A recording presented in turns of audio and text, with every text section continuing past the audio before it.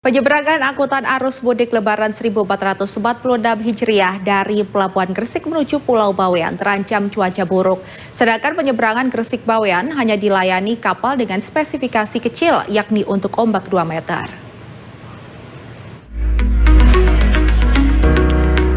Arus mudik Lebaran Idul Fitri 1446 Hijriah tahun 2025 ini dari Pelabuhan Gresik menuju Bawean sempat terganggu akibat ombak laut yang tinggi seperti Jumat lalu. Kapal cepat Ekspres Bahari yang rencananya menuju Bawean terpaksa batal berangkat karena cuaca buruk. Maka penumpang kapal menuju Bawean membludak di terminal penumpang Pelabuhan Gresik. Mayoritas calon pemudik masih didominasi santri dari berbagai pondok pesantren di Jawa Timur. Untuk antisipasi cuaca buruk, keberangkatan kapal cepat dilakukan jam 7 pagi yang biasanya pukul 9 pagi. Dari mana? Dari Jombang. Dari Jombang dari apa deh? Pondok. Pondok dari Jombang.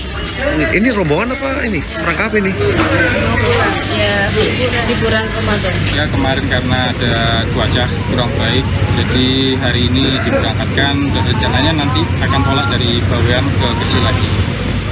Terus sudah mulai ada peningkatan untuk pemudik Pak ya? Iya, sudah sih. Cuma ya tetap harus waspada kita karena kan cuaca kita nggak ada yang tahu. Hingga kini belum ada rencana penambahan kapal untuk antisipasi puncak arus mudik dalam kondisi cuaca buruk. Saat ini spesifikasi kapal cepat yang melayani penyeberangan Bawean Gresik atau sebaliknya diberangkatkan jika ombak maksimal 2 meter.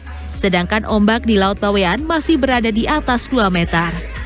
Muhammad Amin, JTV.